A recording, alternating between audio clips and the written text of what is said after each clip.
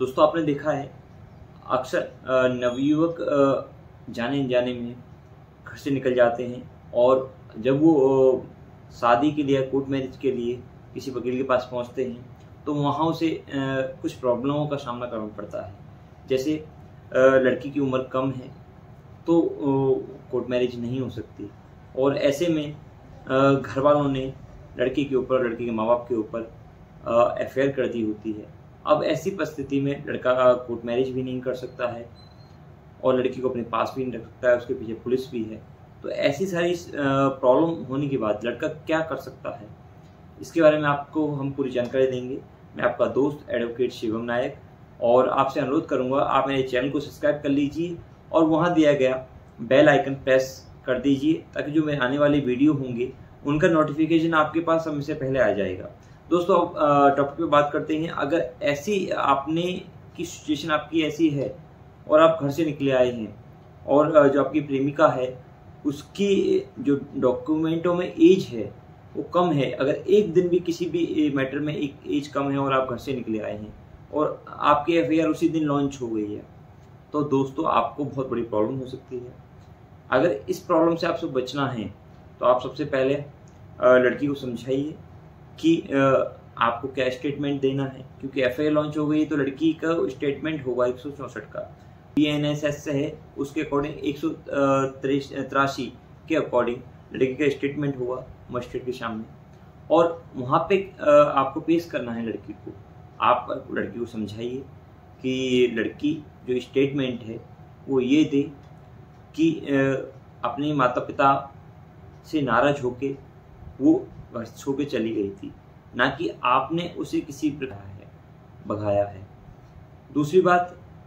आपके पास भी एक सबूत होना चाहिए। अगर आपके पास लड़की है तो आप उसकी वीडियो रिकॉर्डिंग कर लीजिए, क्योंकि जो अब नया भारतीय साक्ष्य अधिनियम है 2023 उसके अकॉर्डिंग जो इलेक्ट्रॉनिक एविडेंस है वो भी आपके फेवर में होगा। तो आप विशेष करके ध्यान रखिए, लड़की आपके पास आ जाती है और आपको कभी कभी ऐसा उससे सूचना भी नहीं है, आपका उसमें कोई हाथ नहीं है, घर वाले उसकी शादी करना चाहते हैं ज़बरदस्ती, तो आपको उसकी वीडियो बनानी नहीं है कि आपने उसे ना कोई जोर जबरदस्ती किसी प्रकार का प्रेशर या किसी को डराया, ना उसको धमकाया है। आप उसका एक वीडियो बना लीजिए, उससे पूछ लीजिए और उसके बाद आप उसको थाने में छोड़ सकते हैं, या फिर आप हर एक जिले में बाल विकास एवं महिला कल्याण बोर्ड होता है, वहाँ पे उसको छोड़िए और वहाँ उसका भी बयान होगा, उसका बयान पुलिस के पास होगा। आप बयान किस प्रकार दिलवाना है, आपको कहना है कि लड़की से कि आपको बयान ये देना है कि आपने उसे नहीं भगाया है और वो अपने माता पिता से नाराज होकर खुद आ गई है, उसमें आपका कोई हाथ नहीं है। दूसरी बात,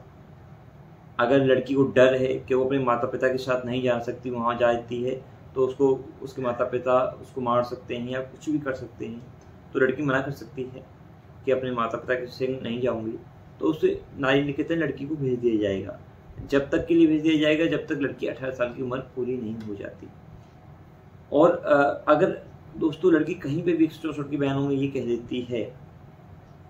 कि इस लड़के ने मुझे हेल्प की थी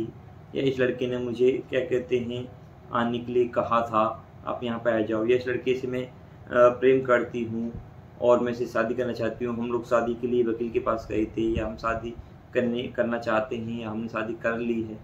तो उससे साबित हो जाएगा लड़की कहीं ना कहीं आपके कांटेक्ट में थी और कहीं ना कहीं इसमें आपका इन्वॉल्वमेंट है। तो 183 का जो बयान है वो आपका जो एफआईआर आपने जो एलिगेशन लगाया है वो उसकी पुष्टि कर देगा। तो इसलिए आपको